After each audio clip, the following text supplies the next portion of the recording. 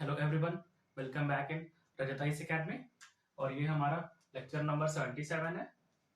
ठीक है, तो देखिए इसमें कह रहा है कि इफ 12 की power n plus 1 is divisible by 13 then n is. n क्या हो सकता है? सिर्फ 1 ओनली हो सकता है, या 12 ओनली, या एनी ऑड इंटीजर, या एनी इवन इंटीजर। ठीक है, तो हमने आपको फॉर्मूला बताया था कि x की पावर n प्लस a की पावर n इस फॉर्म में रहे इज डिविजिबल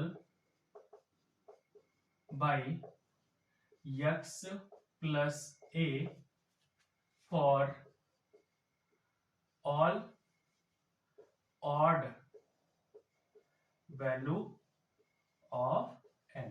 ठीक, अगर कोई वैल्यू है x power n plus a की पावर n फॉर्म में, वो किससे भाग हो जाएगा? x plus a। लेकिन कंडीशन क्या है कि जो n की पावर हो वो ऑड, n की जो वैल्यू हो वो ऑड हो। तो यहां देखिए जो n है वो हमें बता रहा है ना कि अब हम क्या करें, इसे एक फॉर्म में बनाते हैं। तो जैसे 12 की पावर n है, n मान लीजिए ऑड है, प्लस 1 है। ठीक, तो इसको डिवाइड किससे करना है? 13 को हम क्या लिख सकते हैं? 12 प्लस 1 लिख सकते हैं। तो ये क्या हो गया? मान लीजिए x बराबर 12 मान लीजिए, और a बराबर 1 मान लीजिए, और n हमारी क्या है? कोई ऑड वैल्यू है। ठीक, तो क्या हो जाएगा? Odd value. ठीक, तो हो जाएगा x की पावर n माइनस a की पावर n डिवाइडेड बाई ये क्या है? x plus a। इस फॉर्म में आ गया। देखिए ध्यान से, x प्लस x की पावर n प्लस a की power n is divisible by x plus a। x plus a 13 को क्या लिख सकते हैं? 12 प्लस a लिख सकते हैं। ये इस फॉर्म में आ गया। और हमारा फॉर्मूला क्या है कि n जो है ऑड होना चाहिए। तो इसमें से कौन सा ऑप्शन सही है? Any odd integer.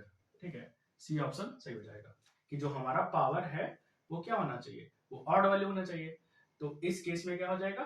वो 13 से डिवाइड हो जाएगा। ठीक, अब ये तो होगा नहीं कि सिर्फ 1 ओनली। अगर हम 1 रखेंगे यहाँ पास तो 12 और 13 13 से कट जाएगा। लेकिन अगर हम यहाँ 3 भी रखेंगे ना, तो 12 की पावर 3 प्लस 1 करेंगे और 13 से डिवाइड करेंगे तो रिमाइंडर हमारा तो भी वो डिविजिबल हो जाएगा। ठीक, तो हमारा आंसर क्या आ जाएगा? Any odd integer.